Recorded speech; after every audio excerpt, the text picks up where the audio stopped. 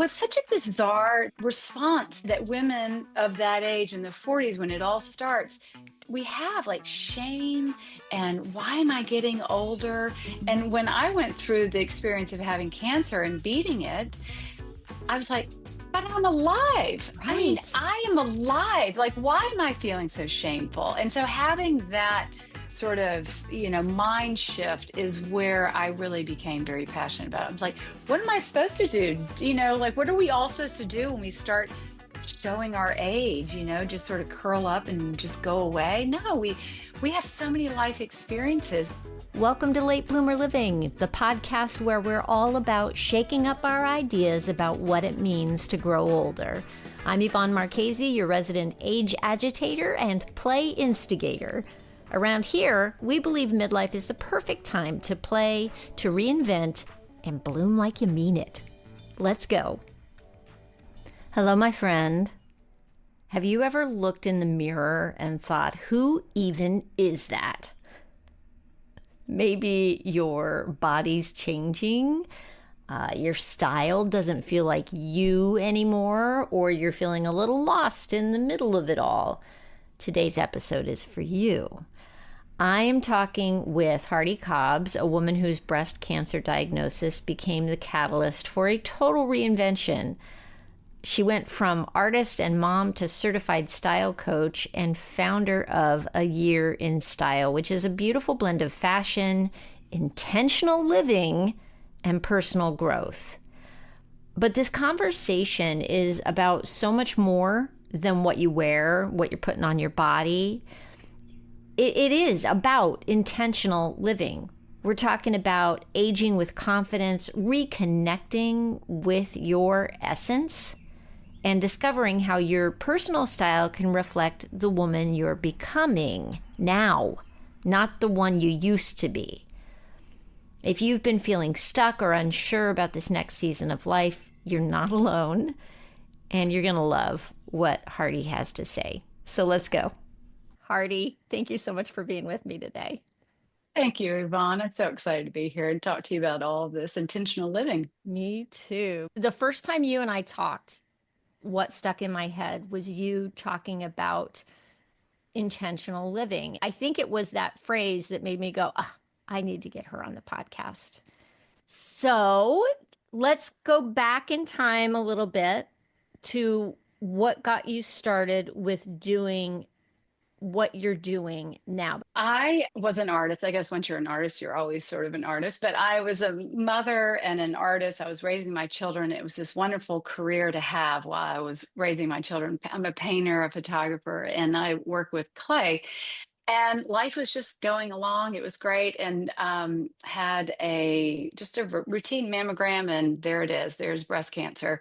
And that moment when you're diagnosed with cancer, there's this little alternative reality that you sit in between diagnosis and when you actually find out what is going on, when you have the surgery or what have you. And during that time, you don't know. I didn't know, is this it? Is this it? It becomes this moment of clarity where everything sort of drops away, but the things that matter the most. And I thought, if this is it, I'm really happy with my life. I'm happy with my relationships. I'm happy with everything.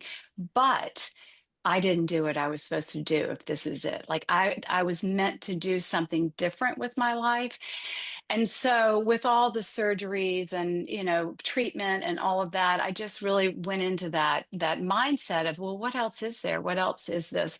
And sort of parallel to that, I had been, I had a full hysterectomy. All of a sudden I went into menopause and just kind of trying to come out of all of that. I just sort of looked at myself in the mirror and I thought, well, I don't even recognize myself. I don't, things were changing so fast. And I thought, gosh, I wish there was someone who could help me navigate this because I didn't want to give up and just sort of say, okay, well, I'm just getting older and what have you. And it wasn't necessarily just how I looked, but just sort of how I felt about where I was going. But I didn't want to fight it either. I wasn't really interested in doing all the procedures and all that kind of stuff to make myself still feel young. And so, um, I kind of looked at, styling and I thought, no, I know how to do that. But life coaching, and I was like, there's something in between. And so there was a place in London called the Style Coaching Institute. And I went off to London and I got certified. And anyway, Really? it's styling and life coaching together. And so it's not just Wow. what you're putting on, but it's using the two. And so I became the solution to the problem I was finding because I figured if I'm having that issue at age 50, then I'm sure other women are too, that they want to be in relationship with aging rather than, fight it or give up. Yeah. So Oh my that's how. gosh. My head's popping off my body. Okay, so seriously, because I have two questions I can think of right now. First question is, before you got the diagnosis, did you feel like you were meant for something more than what you were doing? Or did that bit of clarity come with the That bit of diagnosis? clarity came. Yeah, that bit of Interesting. clarity came. I thought, well, I was very happy with being an artist. I mean, I loved, the joke was I'd have a baby, I'd have a show. I'd have a baby, I'd have a show. Luckily I only had three babies, but I just thought that that's what I was supposed to do. And what I realized later on, because I think you and I talked about this at one point, is Tara Moore has that book, Playing Big. And it's about how women play small and how we are sort of brought up to play small in our own lives. And it wasn't until later that I realized that I was just kind of playing small. I kind of thought, well, that's what I do. And I don't know. I just did. I thought that was it, but it really hit me like there's something else you're supposed to be doing. And what it was is serving. I mean, that's the core of what I want to do is just serve women and help women through this process that I had just gone through. So serving that is my core of what I do. Yeah, yeah, Yeah. absolutely. Oh, I know said I had a second question and that has gone out of my brain because I'm sitting here thinking about how much I can relate to this. I always, let's just say this, from the time I was 6 or 7, I wanted to be an actress. That was all I ever wanted to do or be. And I pursued that with a singular passion until I had my first kid when I was 35. And I thought I would go back to acting after like taking some time with my baby and all that. And I started to, and then I realized, oh, I'm kind of done.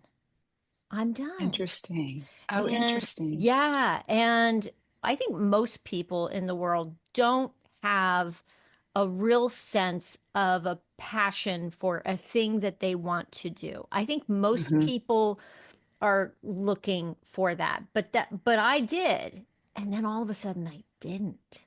And then that threw me into a 5 year, like, who the heck am I if Yeah. I'm not a performer, if I'm not an actress? Then yeah, I'm mom, but but wow.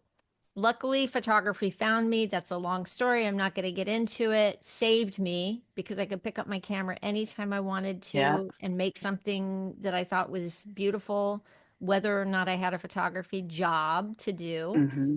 So that was great. But I still felt like I was meant for something more. And I didn't know what it was until the idea of service popped into my brain. Interesting. And that is where the podcast came from. It Yeah. was exactly that. So we have a parallel thing with that realization of needing to serve. Yeah. Yeah. Because I think when you have an interest in something, a passion for something, like you have a passion for just sort of helping women with aging, as do I. And I've always been interested in fashion. I just wanted to be a fashion designer, all that. So that just came naturally to me that, of course, it would be something around because people would always say, hey, can you come over and help me with this, that, and the other? But I think when it's something that you're just interested in and you know how to help people with that, because a lot of people they struggle with something that just comes easily to us. That's the beauty of the flow of it. It's easy to help people in that way. Yeah. I And mean, you you're know, such a playful. Oh, sorry, I interrupted Well, I you. was just going to say you're such a playful person and you approach life with that. So it makes sense that that's how you're serving people, is just trying to help people see a different way of being rather than being so serious. And Yeah, and truth be told, I am trying to find my own way to being more playful in my life. So I'm actually on a journey towards it and just kind of trying to bring all y'all along with me. Um, exactly. but what struck me in what you just said was this one tiny little thing that you said, one tiny little detail that popped out at me, is that people would ask you to come help them pull things together. Hmm. And I wonder if you just took for granted your ability to pull an outfit together and to do that and never thought anything of that particular superpower until Yeah, you did. I was always interested in it. And so I really, in my heart, believe that your personal style is unique to you and it's how you express yourself. Yeah, I mean, I even had a friend when she turned 50, she said, this was quite extravagant. She said, can I bring you to Paris? Because she knows that I love Paris and I know Paris. And can you help me kind of redo my style for, I'm turning 50. And I was like, sure. And I had never done that before, but I thought, oh wow, but that laid the seed because that's what I do now. I bring women to Paris to not just shop, but just sort of have one of those cultural experiences. But no, at the time, I never thought that that was something that I would do. I just never thought it was just one of those things that I did and I people liked and what have you. But it's always, I think it's always the thing that you're most passionate about that comes easily to you that you just can very easily just give back, right? You can just kind of serve in that way instead of, now, what is it that I can do now? It's like, what comes naturally to you? That's what I always say Yes. to my clients. And Yeah, I think that people overlook that all the time. You tend to overlook the things that come naturally to you and assume that that's not valuable because it's so easy for you, but it's exactly. not easy for other people. Not at all. And so Yeah. for anybody who's listening, if you are in some point in your life where there's something more, ask people in your life, what am I good at? Or start noticing what people are knocking on your door asking for your help on. And if that's a match for what you enjoy, then that's a clue for you, Hmm. you I know? totally agree. Yeah. Yeah. Because I had a business coach one time and she said, it's a lot of people when they're starting a business or they're starting something, they have that poser effect, that feeling of, Mhm. I don't really know what I'm doing. Why is somebody paying me to do this? And they said, no one's really ever really an expert unless you're like a PhD, something like that. But if you have a passion for it and you are taking the time to understand it and to learn all about it and to help people, you're doing a lot more than the person that you're helping. If you're being paid to do this, they're paying you for all that passion, for all that knowledge. So if it comes easily to you, then that's just the perfect direction to take. Is just something that you can help other people with that just comes so naturally to you. Yeah. Yeah. Another thing that you mentioned is that you were not interested when you started to think about getting, I guess this was post-treatment, right? Hmm. And your body had changed and you're looking in the mirror going, who is that? Haven't we all been there? Yeah. Post-treatment or not? Yeah. And what's sticking with me is that you said you weren't interested in having treatments done and trying to look younger and all that. For somebody who's listening right now, maybe struggling with their own personal style because of all the changes that come with midlife and aging, what can somebody do to kind of shake things up for themselves a little bit? Is there like one or two tips that you Yeah. have?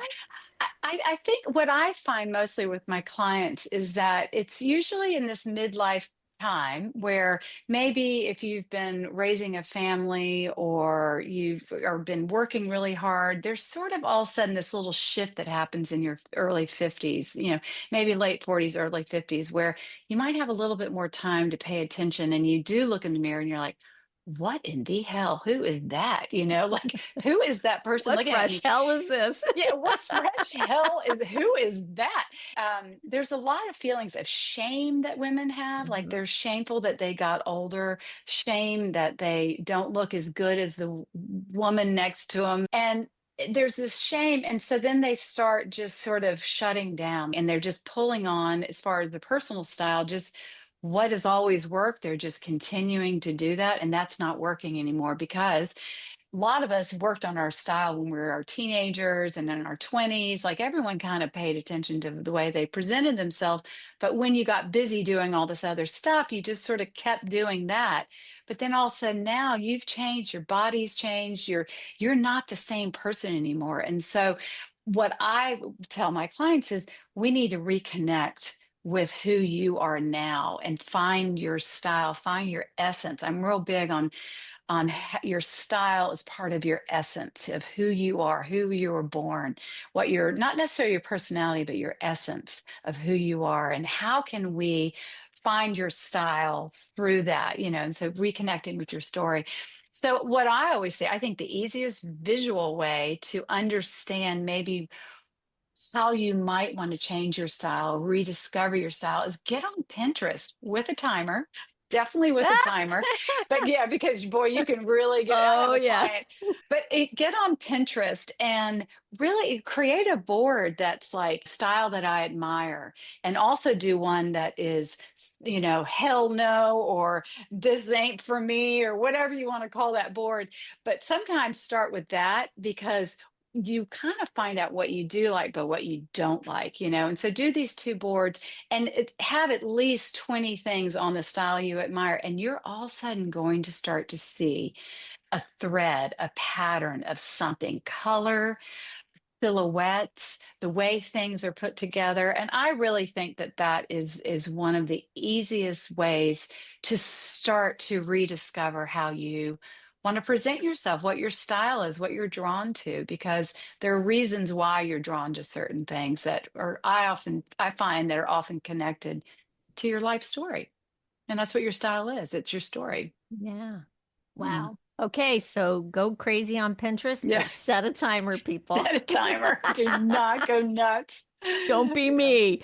Don't Yeah, be me exactly. and go down the rabbit hole. 'Cause Oh, you really can. But anyway, yeah, those two boards are really good. And they're in the this, I would never wear this or whatever is really clarifying because you're like, I would never wear that. And then once you kind of identify all this, when you go shopping or when you whatever, you just like that's gone and it starts to be a little bit more clear. It just makes it a little bit easier. So Yeah. Do you have any recommendations for somebody whose closet is full of things that maybe they're just not wearing anymore? But like, there's a couple of key things that are still in my closet, and I'm like, oh, but I might wear yeah, it. I yeah. might. Well, the might. Okay, so that one is a good. I think I have a great tip for this. If it's something that I might wear that, or I wore that, such a wonderful memory when I wore that 20 years ago, or maybe you've put on weight or your body's just shifted. I always say, let someone else enjoy it. Really let someone else enjoy it. Just let it go. Give it to someone that you love if it's too hard for you to sell or give away, whatever. But let someone else enjoy it. And once you start sort of releasing these pieces out of your wardrobe, you enter with such lightness and you realize that, I mean, the goal is to have your wardrobe, have everything in there suit you. Everything makes you excited, even if that means you have a smaller wardrobe. You want to go in there. It needs to be a place to support you and inspire you and not sort of make you feel guilty. And, it's a very psychological place. Those closets of ours are very Oh, they psychological. Oh, they are, aren't really they? are. Yeah. And here's the funny thing. I literally wear almost the same thing every day. Yeah, I'm like, exactly. I'm uniform girl, man. It was just crazy. And that's the thing. And one client that I worked with recently, we were talking about all this, and she said, I really don't wear a lot of things in my closet. And she had beautiful clothes. And we really got down to it. And there's fantasy life and real life. Hmm. And you have to understand your lifestyle and maybe how your lifestyle has changed. If your lifestyle doesn't call for that, why do you have that in there? Yeah. And so paying attention to I'm fantasy life and I've real got life about is a 10 big tip. things I'm thinking of that are in my closet that I'm like, Yeah. okay, you're getting the boot. Yeah, yeah. I have this inner circle, and I give them this little challenge sort of at the beginning of each season. I say, okay, today go in and grab 10 things that you just know. You don't even have to think about. You just know they're not working. Just get them out. Just process it.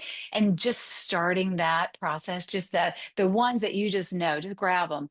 That really kind of breaks the ice and gets you kind of in that mindset. So, Yeah, yeah. yeah, Maybe love you'll it. have to do that today. Yeah. Uh-huh, uh-huh. I'm Yeah. like, okay, Goodwill, you're about to get some stuff. Yeah. So you mentioned the inner circle, and I wanted to talk about that anyway, because I love that you have taken what you're doing for women's style and created this community. Mhm. So I want to know more about that. And I also feel like we need to touch more on the intentional living. Like, where does that fit in to everything that's going on for you? Yeah. So when I decided to become a style coach, I decided I really wanted to help women with aging. And I really thought about the way I was approaching it. And I really believe that the secret to aging happily is really being intentional with your life, with your decisions that you make every day.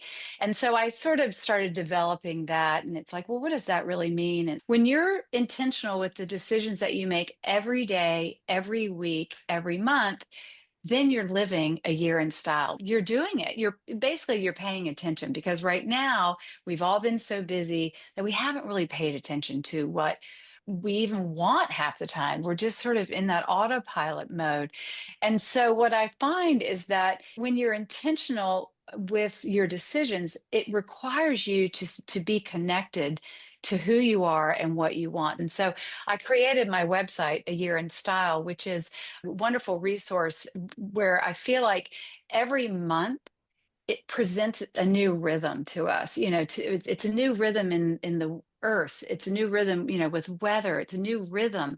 And so it's also a new opportunity for you to sort of approach I break each month down into the personal style, your lifestyle, your beauty routines, and your interiors. And I just give you tips every month of this month, it's April. We're almost May. Let's kind of refresh our house. Let's start bringing some of those flowers in. We're in a transitional season. Let's get rid of our winter clothes. Let's put those away. Let's bring spring. So I give these tips that are really aligned with how we're living our life. I did that, and that's how the business sort of started. And I started getting clients. And then all my clients said, oh, when they sort of graduate from working with me, I call them the age ambassadors. I know you have your age agitators, and mine are the age ambassadors because I said, now you get to go out into the world and show our younger generation that aging doesn't have to be something that we, you know, dread or whatever. And all my clients said, but I want to stay in community. I want to be with other women who are thinking the way you or have inspired me. And so I want to be in community. So I started the inner circle. And so many of my clients are in there, and then women from all over the United States. I even had a couple of women from the UK for a while, but the time zone got a little It hectic. does But get tricky yeah, yeah, getting well, across the yeah, pond there. yeah. Wow. I love it. I love everything you just said. Being ambassadors for younger people, the power that is in that. My 40s were rough because I Yeah. was telling myself, I was looking in the mirror going, who the heck is that? And what Hmm. on earth is happening to my body and my face? And I was telling myself the story that I was getting old and that it was just like, well, here we go. It's all downhill from here. I guess that's it. Yeah. And feeling very defeatist and feeling very ho hum in my existence. And Hmm. that is not fun. Not at It all. is not fun. And Well, it's such a bizarre response that women of that age in the 40s, when it all starts, we have like shame and why am I getting older? Mhm. And when I went through the experience of having cancer and beating it, I was like, but I'm alive. I mean, Right. I am alive. Like, why am I feeling so shameful? And so having that sort of, mind shift is where I really became very passionate about it. I was like, what am I supposed to do? Like, what are we all supposed to do when we start showing our age, just sort of curl up and just go away? No, we have so many life experiences and we have so much to not necessarily teach, but just be the example of for this younger generation. Just other cultures really revere their elders, but we in the United States don't. Yeah. Yeah. I've always been more afraid of getting old than I was of dying. And it's all because of our attitude towards aging. Age may as well be a four-letter word. I'm just going to say Hmm. that. Yeah. And when you have ageist ideas about when you're young, all of a sudden in your 40s-ish, you start to look in the mirror and go, "Oh, I'm old." And Hmm. that's where all those limiting beliefs come from. Yeah. We So put you that take that. little stealing on ourselves like, well, I can't do that because I'm old now. Yeah. Yeah. What a shame. What a What a shame. crying I actually caught shame. myself, I caught myself doing it the other day. Yeah, I I still do did, it. which is, yeah, and Yeah. which, so it's not like just because you decide to age, intentionally doesn't mean it's going to not happen. But, and you have to catch yourself because I usually find I do it when I'm physically tired. I was just in Paris last week with a client and I mean, we go, go, go. We get up at 8 and we are walking. It is 20,000 steps. We don't go to bed till 11 o'clock at night. We are grabbing everything and the marrow out of that city. And by the third day, at the end of the day, I was like, I am pooped. I am really, really, really tired.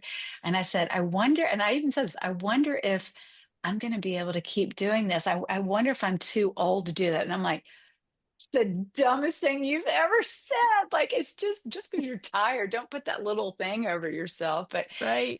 you're just never, it's never going to be easy. Getting older is not easy. You just have to believe that you're doing the right thing every day. You're just making those decisions that Yeah, align with who you are. Yeah. absolutely. Absolutely. And there may be physical decline and there may be mental decline, but they're not guaranteed. Mm-mm. And And there's a gift that comes with that stuff. That whenever we have a challenge, whenever we have I had melanoma on the bottom of my foot, and I got lucky. They got it out Mhm. early, and 3 months on crutches, and boom, I was done. Like I don't feel like a cancer survivor in my own head, even because Yeah. it was such a blip. Yeah. But that time you spoke of after diagnosis where you don't know Hmm. is a powerful time. And Yeah. if you can think about that, if you can embrace a little bit of that every day, of that uncertainty in the future, and aren't we all facing that right now Hmm. in the big picture of the world, there's something in that uncertainty where we can stake a claim for ourselves, I Hmm. think. Hmm. And I think Yeah. that's what you've done is you've staked a claim and you've found this way to serve that is powerful. Yeah. I think that clarity that comes with a life event with, maybe it doesn't happen to you, or maybe it's something that happens in your life. But when you have those clarity events where all that stuff you're worried about goes away and what's the most important stays and kind of creates a path for you, I think those are just incredible. I think it's an incredible perspective to have, and I try to hold on to that all the time. And I think as anybody who has gone through cancer treatment, you always feel, in a way, like you have a monkey on your back. But it's it's what pushes me. It's what I don't have time. Like I don't have time for a lot of stuff. Like before, I think I would have been like, oh, maybe I'll do that one day or whatever. No, it really has made me very focused. And nope, I'm getting this done now, and I'm going to just expedite this process as fast as I can because you never know. And I really like that was a gift because I've sort of forged through a lot of things that I probably would have taken a lot more time to do. But I think our runway is shorter, right? And you don't know how long it's going to be before something might happen, whether it's physical, mental, whatever. And so I kind of like that. I sort of like that little Yeah. engine behind me going, you know what? Just see through the BS and just move on. Like, Yeah. just get to that next thing because you don't know, Yeah, that it short just, runway is a gift of sorts, isn't it? I always say yeah, it's never too late, but then again, what are you waiting for? exactly. What are you waiting for? Yeah. Yeah. So being in community, that's what I wanted to get back to. How powerful that is. Um, I have found that through doing the podcast has surrounded me with people like you who inspire me daily, you know, and for anybody listening, if you can fill your life with the people who are going where you want to go or doing what you want to do, there's such power in that community. Hmm. It may start with, you know, filling your social media feed with people who inspire you. You could start there, but like speaking of being intentional, get out and go do something you're interested in and Yeah. surround yourself with people that way. Yeah. Yeah. Yeah. Because it's real easy to see other people living life. Like we're so used to Instagram scrolling and, oh, I like the way they did that. But no, you go do that. Like that's why you're such an inspiration with your roller skating and your shuffle. I mean, people see that and it's like, no, go do it. I mean, when you came and spoke to my inner circle recently and talked to us all about the different ways of playing and just that they're what type of person like play are you? Like I'm definitely the explorer, and but it's great because then it just gives you that, I don't know, it just gives you that approach to life. It's like we're saying, the shorter runway. Get going, like get out there and don't settle for, well, I'm old now and I can't go do that and what have you. No, just look at the women who are older than you, who are really living the kind of life that you want to live, and just let them inspire you. And Yeah. Yeah. yeah, Oh, yeah, I love that you said don't settle yeah. because I think that's the key. Don't settle. Don't settle. You deserve Keep better. going. Yeah. Yeah. Because the more you live, the more you take risks, the more you learn, the more you do these things, you discover more about yourself. You just keep discovering the who you are, and we're always changing. I mean, that's the thing I teach my clients in my inner circle is that life is going to happen and you need to have the tools to adapt to the way life happens, whether it's your body changes, your, like me, my coloring changes, your coloring is changed, like we change, and so you have to have all those tools to adapt to those changes, with your personal style or your life or what have you. And that's the goal, is that to change and evolve and learn more about yourself. And I say aging, it really is a privilege because if you get to live a full life, then you get to see who you really are as you get older. And I think that's a privilege. I really do. Yeah. Oh my goodness. I think that's the perfect place to end. Is there anything coming up that you're excited about? Can people come and find you and talk Yeah. to you or? Yeah, I think a great place for people to start is my website. The yearinstyle.com is a place for you to get a lot of support, a lot of tips, kind of understand what this intentional living is all about. Like I said before, each month I break it down into 4 categories and give you style tips. And it's just a way to kind of begin to think about paying attention and being intentional with your life. So think that would be a great entry point into my world. Fantastic. So I will have a link to that in the show notes for anybody who is listening right now, especially if you're driving. Don't sweat it. We'll get it in the show notes for you. Hardie, I'm so glad you were here with me today. Thank you so much. Yvonne, thank you. This was a wonderful conversation. Thank you. Well, there you have it. Don't you feel like cleaning out your closet now? I do. Seriously, though, what really stuck with me from this conversation was the idea that your style, just like your life, is allowed to evolve. You don't have to settle. You don't have to shrink. You get to show up as your full, beautiful, ever-changing self. If today's episode sparked something for you, I'd love to hear about it. Send me an email, latebloomerliving@gmail.com is where you can find me. Share it with a friend and take a moment to check out Hardie's website at A Year in Style. Again, I'll have that in the show notes for you. And hey, if you love this podcast and stories about midlife reinvention, make sure to check out the Reinvention Rebels podcast, which is hosted by my friend, Wendy Battles. She features women who are boldly redefining what it means to age with purpose and power, and I think you'll love it. So go listen. Thank you so much for sticking here with us to the end, and until next time, my friend, bloom like you mean it.